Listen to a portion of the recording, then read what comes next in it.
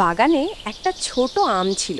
সে দেখত পাশের লেবুটা কত উজ্জ্বল হলুদ, কাঁঠালটা কত বড় আর শক্তিশালী, আর আনারসের মাথায় সুন্দর সবুজ মুকুট।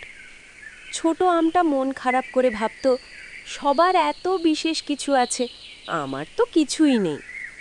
হঠাৎ একদিন বাগানে ভয়ঙ্কর ঝড় শুরু হলো। সব ফল ভয়ে কাঁপছে, কিন্তু ছোট আমটা তার ডাল শক্ত করে ধরে রইল। ঝড় থামার পর দেখা গেল ছোট আমটা একটুও পড়েনি। সে বুঝল সে ছোট হলেও তার ধৈর্য আর শক্তি অনেক বেশি। কয়েকদিন পর রোদে তার রং বদলে গেল।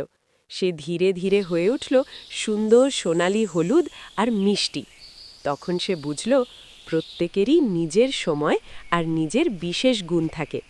গল্পটা ভালো লাগলে লাইক দিন, আর এমন সুন্দর গল্প শুনতে সাবস্ক্রাইব করে রাখুন।